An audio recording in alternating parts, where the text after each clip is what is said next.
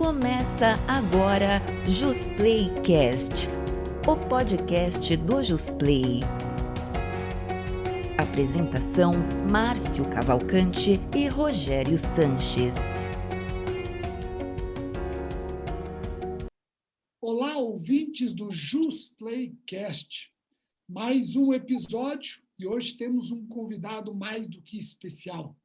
Thiago Alberti, delegado de polícia do Rio Grande do Sul, um estudioso das ciências criminais, foi examinador de processo penal do concurso de ingresso à carreira da Polícia Civil do Estado do Rio Grande do Sul. E o Thiago vai bater um papo com a gente a respeito de inquérito policial.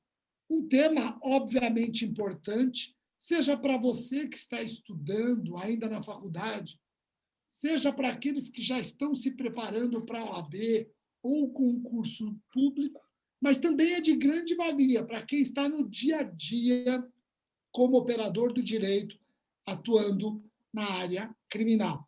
Thiago, quero agradecer imensamente você aceitar este convite. É um prazer tê-lo aqui.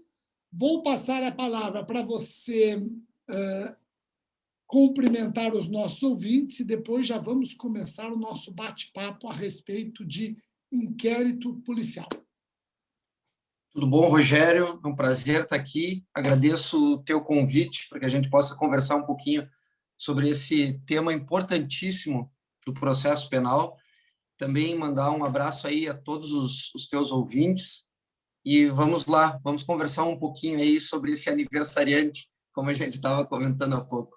Legal, Thiago, você toca no assunto. E é difícil, de repente, as pessoas acreditarem. Mas nós combinamos o tema do podcast semana passada.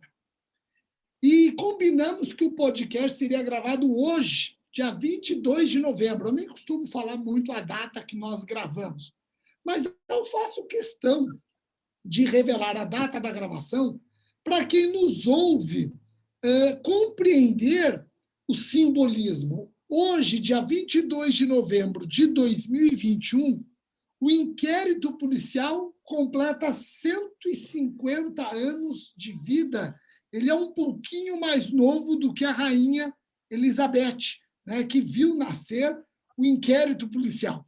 Brincadeiras à parte, o inquérito policial foi criado pelo decreto 4824 de 1871, que em seu artigo 42 definiu que o inquérito policial consiste em todas as diligências necessárias para o descobrimento dos fatos criminosos, suas consequências e de seus autores e cúmplices. Então, vejam que nós estamos num dia importante, comemorando um marco histórico do Instituto. Completa um século e meio de existência legal. Eu começo te provocando no seguinte sentido, Thiago. O inquérito tem 150 anos de vida. O inquérito policial tem 150 anos de vida. Até pouco tempo, muitos ensinavam e escreviam que o inquérito policial tinha como missão subsidiar o autor, o titular da ação penal, de elementos mínimos indicativos de materialidade e indícios de autoria.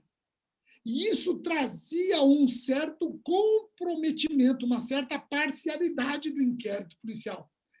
De um tempo para cá, e não faz tanto tempo assim, eu até reputo, atribuo essa mudança, a esse rompimento de paradigma aos delegados mais novos, estudiosos que estão nas academias, nós mudamos essa finalidade do inquérito. Eu queria que você falasse um pouco sobre isso, essa finalidade tradicional e a finalidade que hoje tem sido divulgada. Pois é, Rogério. Se nós imaginarmos a finalidade do inquérito como ele de fato acontece, a gente pode chegar a algumas conclusões um pouco diferentes daquilo que normalmente se diz, né? Então, é claro que uma das finalidades do inquérito é, sim, subsidiar de elementos o autor da ação penal, seja ele um autor da ação penal pública, seja ele um autor da ação penal privada. Mas se a gente pensar a finalidade imediata do inquérito, do porquê que o inquérito é instaurado, na verdade, o inquérito é instaurado para apurar uma suposta conduta que pode constituir crime. Essa é a grande verdade, quando se instaura o inquérito. É para apurar um fato, verificar se esse fato é criminoso, a autoria e as suas circunstâncias. Claro que lá no final do inquérito, o produto dessa finalidade imediata vai me dar substrato para que eu possa analisar a existência de uma justa causa. Mas, na verdade, não se destina apenas a dar o substrato ao autor da ação penal. Eu costumo diferenciar, inclusive, o inquérito, ele com uma finalidade imediata e uma mediata. Então, aquela finalidade imediata principal é a apuração do fato. E como produto dessa apuração do fato, eu chego numa finalidade imediata, que é o quê? Saber e fazer o filtro da justa causa. Depois que eu fiz toda a investigação, aí eu cheguei na minha finalidade imediata, que é o filtro da justa causa, ver se eu tenho indícios de autoria e prova da materialidade. Perfeito, Tiago. Você falando assim, explicando dessa forma muito didática, me corrija se eu estiver errado. A atuação do delegado de polícia no inquérito policial é uma atuação objetiva. O inquérito policial ele tem predicados objetivos. O inquérito policial ele não está ali para servir a acusação ou defesa. Ele está ali para servir a verdade. Pouco importando se essa verdade vai ser útil para A ou para B. Está errada a minha conclusão, não? Perfeito, Rogério, perfeito. É uma apuração objetiva. E aí a gente pode extrair algumas conclusões disso. É uma apuração objetiva porque apura fatos. Então, o inquérito ele não é destinado a investigar uma pessoa, né? Não é aleatoriamente que a autoridade policial decide, não, vou investigar A ou B porque eu quero saber se ele comete algum crime. Não é assim que funciona. Isso seria até um desvio de finalidade. E o inquérito, como ele também está atrelado aos princípios da administração pública, ele também segue o princípio da impessoalidade. Então, o inquérito ele apura fatos. E a partir desses fatos que são apurados, aí a gente pode até fazer um gancho com, na verdade, quem são os destinatários, né, do inquérito policial. Então, ele sendo uma apuração objetiva, ele não está preocupado se o resultado vai favorecer a acusação ou se vai favorecer a defesa. Quem sabe seja muito mais adequado se falar em verdade real, ou então assimilar a crítica de que a verdade real não é possível, e aí se admitir talvez uma verdade formal, mas vamos aqui falar em verdade real. Talvez o princípio da verdade real ele seja muito mais aplicável à investigação, porque aí sim há uma busca até o final pela verdade do que propriamente no processo, onde a gente tem até mesmo uma atividade muito mais restrita, mais pautada pelo procedimento em si e uma atividade muito mais restrita do juiz, sob pena de nós termos, quem sabe, uma ofensa ao princípio acusatório. Então, o delegado, sim, ele busca do início ao fim a verdade. E aí ele faz, sim, uma apuração objetiva. E aí, Rogério, a gente pode falar nos destinatários do inquérito. Eu até não sei se essa seria uma das tuas perguntas, mas veja bem, é claro que o destinatário direto, lá no final, vai ser o titular da ação penal. E da onde que a gente retira essa sistemática? A gente retira essa sistemática do próprio Código de Processo Penal. Se tu vai verificar a fase preliminar e os atos, né, consequentes, como remessa do inquérito ao juiz, que abre vista ao Ministério Público, que decide se processa, se arquiva, se requisita diligências, nós temos um iter lógico, e aí a gente pode pensar no titular da ação penal como um destinatário. Só que se eu utilizar também o critério para determinar os destinatários, se eu utilizar como critério a quem serve o inquérito, eu também vou ter outros destinatários. Por quê? Porque a defesa pode se valer do inquérito, do próprio inquérito, para trancar o inquérito, né? Digamos que haja um constrangimento ilegal ali visível, né? Uma ilegalidade patente. Então, o que acontece? pode-se utilizar os próprios elementos do inquérito pela defesa para trancar o inquérito. Quando a ação penal é recebida, o que pode fazer a defesa fazer? Ela pode trabalhar com uma resposta à acusação que vai olhar para onde? Vai olhar para o inquérito, correto? Se há o recebimento da denúncia, né? Se há o recebimento da denúncia e se quer trancar essa ação penal, para onde que a defesa vai olhar? Vai olhar para o inquérito. E se há uma rejeição da denúncia, que cabe um recurso em sentido estrito, para onde que o tribunal vai olhar se essa rejeição da denúncia acabou tendo por fundamento a falta de justa causa? O tribunal, o relator, vai olhar para o inquérito. Então, dizer que o destinatário do inquérito é apenas um autor do cenário jurídico é uma visão que nos parece um pouco limitada. A gente tem que expandir essa visão. Eu gosto do teu discurso. Eu acho um discurso muito hidratado de modernidade. Na prática, no entanto, Tiago, nós estamos vendo nascer um campo fértil. E eu digo que é um campo fértil para ervas daninhas, tá? E aqui nós vamos ter que falar rapidamente, não é o nosso objeto do podcast, mas vamos ter que falar rapidamente da investigação defensiva. Dentro dessa arquitetura que você constrói, eu não preciso da investigação defensiva. Venhamos e convenhamos, eu não preciso da investigação defensiva. Se o delegado investiga fato, se a apuração é objetiva e, ao final, ela vai servir a quem eventualmente tiver interesse em trabalhar com aquele caderno investigatório, então eu não preciso de investigação defensiva. Do mesmo jeito que a polícia está investigando para o titular da ação penal, a polícia está investigando para aquele que está sendo apontado como suspeito. Porque se, ao final, ele tiver uma garantia de que não foi ele, aquela garantia está no inquérito. Então, esse teu discurso é muito sedutor, é muito interessante e muito verdadeiro, Tiago. Mas, na prática, eu falo isso como promotor de justiça, nós percebemos um certo ranço, uma certa implicância, onde os delegados não aceitam a contribuição da defesa. Não estou dizendo que a defesa, às vezes, não quer apenas e tão somente tumultuar. Talvez até por conta dessa postura que é irritante da defesa, que às vezes acontece, não tem como negar que às vezes a melhor defesa é o ataque, vamos embolar esse meio de campo, tal, mas talvez cria-se um ranço e a polícia atende pouco os pedidos da defesa. E aí a defesa diz o quê? Bom, se é inútil, o delegado vai indeferir meus pedidos, vai indeferir meus direitos, então que nasça a investigação defensiva.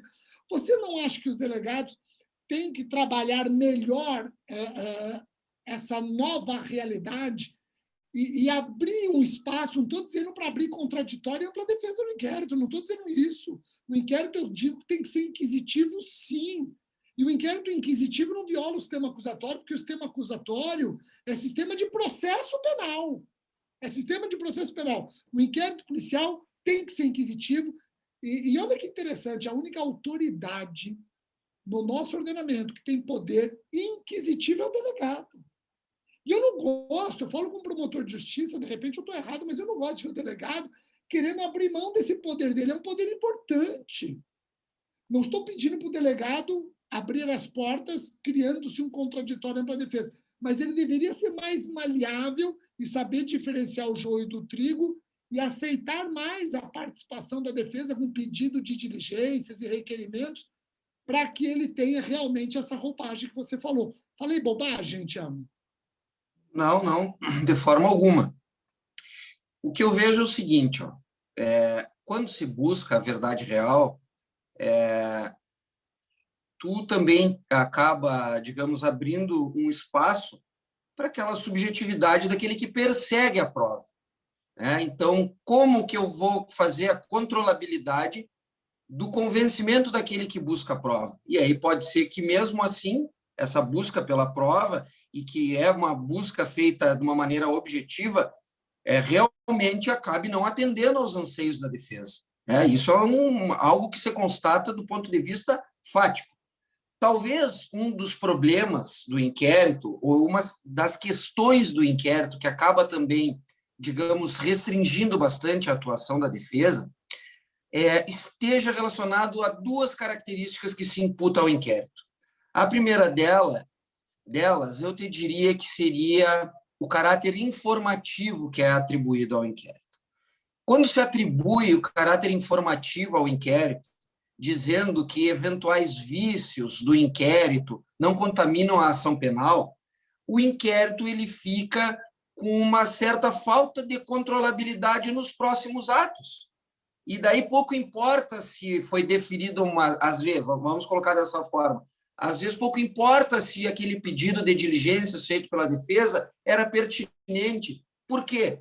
Porque se, apesar de pertinente, o delegado resolve não acatá-lo, o sistema dá como resposta a isso, dizendo, olha, isso aqui pode até ser alguma irregularidade, ou até poderia ter pertinência, mas esse vício que tu, defesa, agora alega, que aconteceu lá no inquérito, não contamina a ação penal, porque o inquérito policial é meramente informativo. Então, se atribuem determinadas características no inquérito que faz com que algumas prerrogativas ou alguns direitos não tenham uma clara demarcação no âmbito do inquérito. E aí eu quero te trazer... Só deixa eu ver se eu entendi uma coisa. Você diz que a característica de que o inquérito é meramente informativo, meramente é uma expressão muito infeliz. Meramente informativo, veja a serventia do inquérito, veja quantas pessoas vão olhar para o meramente informativo, eu acho depreciativo. Bom, mas quando nós falamos da característica de que o inquérito é informativo, você está dizendo que essa característica serve de escudo para que coloca, às vezes, a autoridade policial num cenário mais confortável de que eu vou indeferir, porque isso não vai contaminar a ação penal. E se nós mudássemos isso, talvez trouxéssemos uma maior cautela, é isso? Isso é uma das coisas, porque, na verdade, quem diz que o inquérito é meramente informativo, ele acaba trazendo alguns efeitos para esse tipo de afirmação. E, geralmente, se diz que o inquérito é meramente informativo como forma de justificar a continuidade da ação penal e, muitas vezes, uma sentença condenatória. Então, quem olha e afirma isso está num outro momento da persecução e não consegue enxergar, talvez, a repercussão que isso tenha lá no inquérito enquanto ele está tramitando. E uma outra característica que acaba contribuindo para isso, para que, digamos, nós tenhamos uma atuação mais limitada da defesa, e não limitada do ponto de vista legal, mas limitada do ponto de vista prático, é a característica da discricionariedade.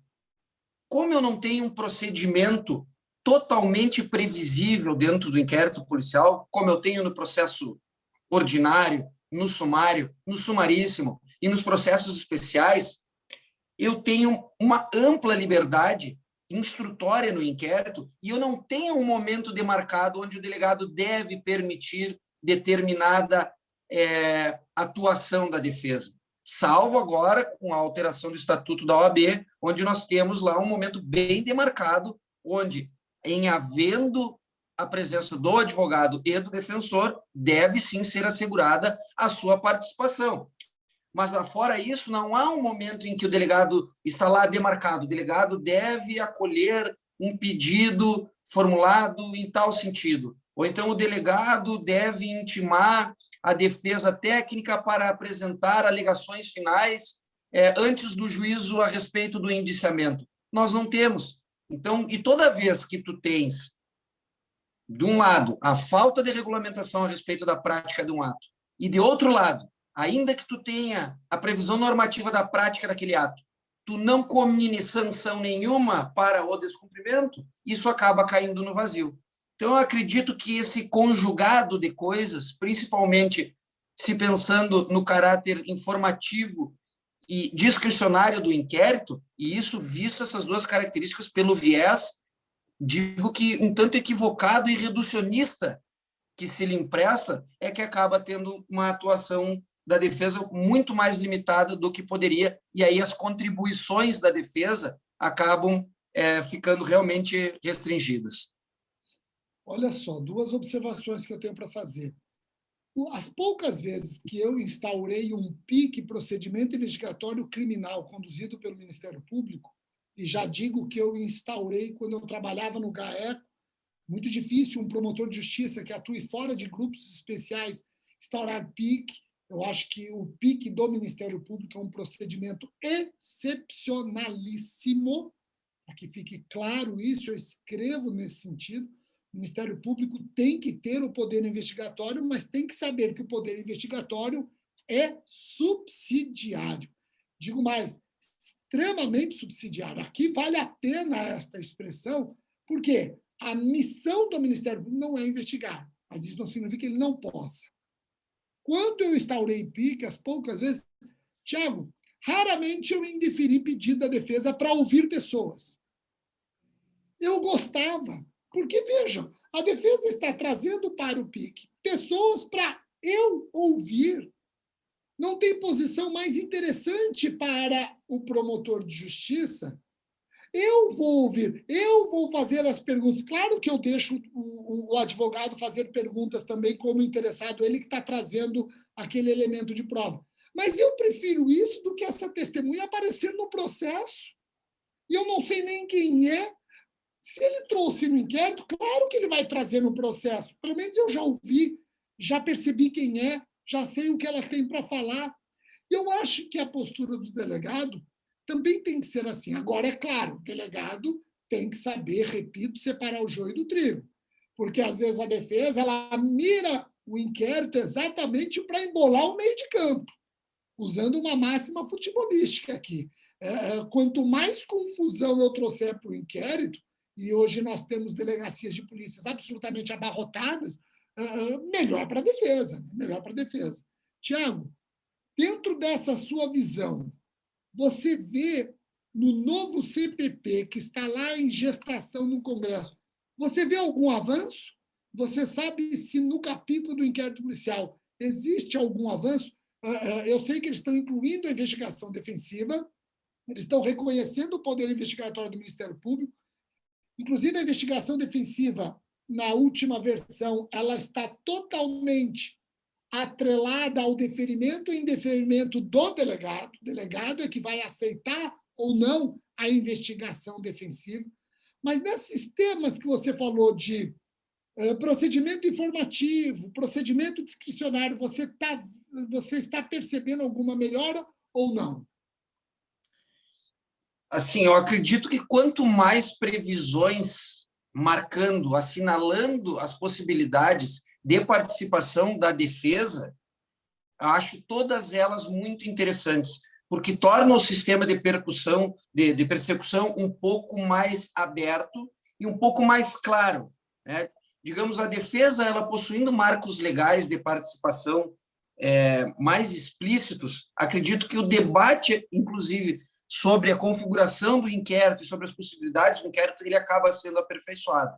Agora, é como eu te digo, se a gente não tem determinadas, por exemplo, consequências ou sanções ou implicações para determinados atos, caso eles não sejam cumpridos, a gente acaba caindo numa síndrome de inefetividade. E aí, de fato e materialmente, muito pouco se altera.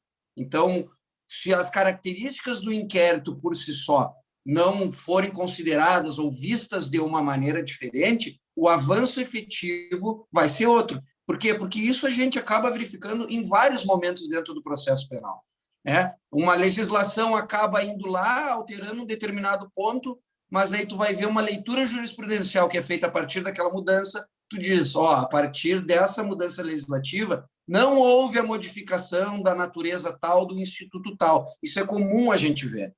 Então, se as características não forem modificadas, o entendimento vai continuar o mesmo, apesar de algum avanço que possa se ter a partir das discussões que a alteração pode despertar. Legal. Tiago, o nosso terceiro bloco ele é dedicado a alguns temas, e o nosso terceiro bloco ele é exclusivo para os assinantes. No terceiro bloco, e nós já vamos caminhar para o terceiro bloco, vai ser o nosso último intervalo. No terceiro bloco, eu queria ouvir de você dois temas. Se você aproveitou esse episódio do JusPlayCast, não perca a oportunidade de ouvir com exclusividade o terceiro bloco com dicas sobre o tema para concursos públicos. Acesse o site jusplay.com.br para assinar e baixar nosso aplicativo disponível na Play Store e na Apple Store.